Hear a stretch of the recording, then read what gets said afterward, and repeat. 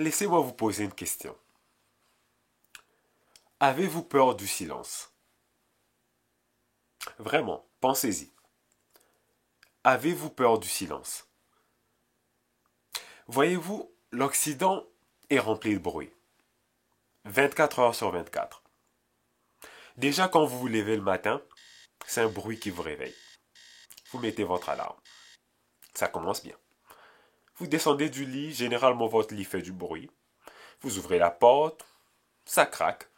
Et déjà là, le bruit de l'extérieur commence à rentrer. Vous entendez au loin la vie de la ville.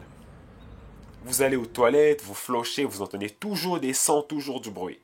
Vous allez à la cuisine, vous ouvrez le réfrigérateur, vous faites partir le toaster, le micro-ondes, vous avez fini de déjeuner, vous sortez, vous prenez le métro, ou vous prenez votre voiture pour aller au travail ou à l'école, et c'est rempli de bruit tout autour.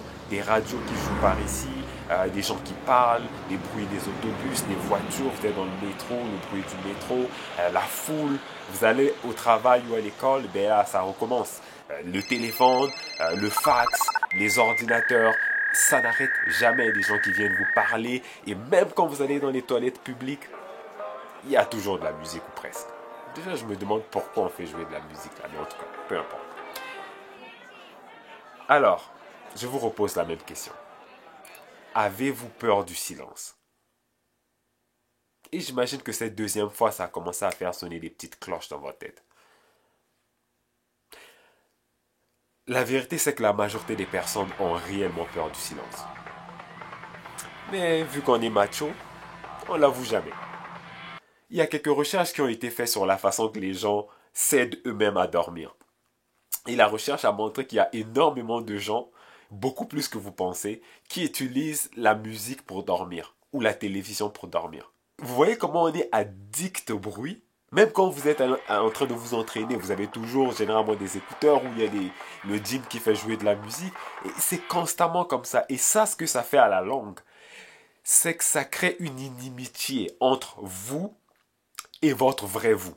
Parce que entre les deux, il y a toujours quelque chose, il y a toujours un bruit qui s'intercale. C'est pour ça qu'en fait, nos vies sont plus difficiles qu'elles sont censées être.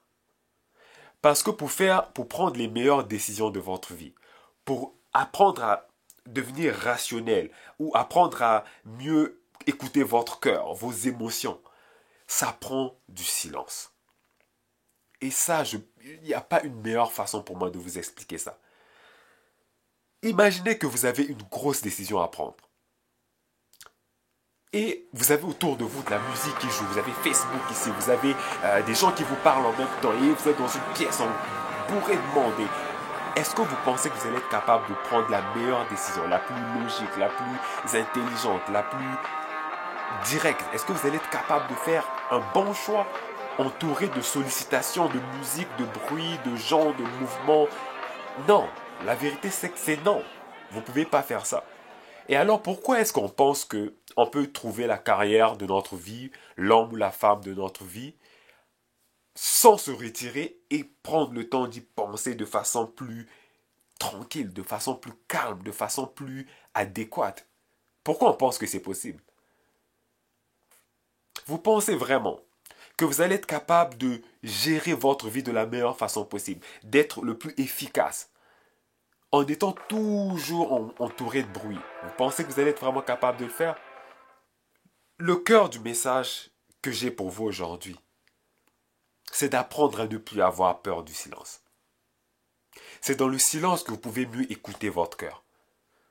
Pour ceux qui sont très émotifs, c'est dans le silence que vous allez être capable de mieux écouter qu'est-ce que vos émotions vous disent. Les émotions ne sont pas une mauvaise chose. Les gens disent toujours qu'il faut toujours être rationnel. Non, c'est pas vrai. Chaque chose a sa place. Il y a des moments où les émotions peuvent vous aider à vivre une meilleure vie, à faire des meilleurs choix. Et il y a des moments où la rationalité, c'est elle qui va vous aider à faire des meilleurs choix. Mais pour être capable de mieux utiliser les deux, il vous faut du silence. N'êtes-vous vraiment pas capable de prendre 1 à 5 minutes par jour, de rentrer dans le silence, que ce soit quand vous vous levez, que ce soit avant d'aller au lit, que ce soit en plein milieu de la journée? Est-ce que c'est pas possible de vous asseoir, de bloquer tout le monde extérieur, d'arrêter la musique, de mettre votre téléphone sur mute et de juste prendre le temps de reconnecter avec vous-même. Prendre le temps de vous asseoir, de méditer un petit peu, de prendre des grandes respirations et de ne rien faire. Juste rentrer dans ce silence. C'est pour que vous puissiez écouter ce silence.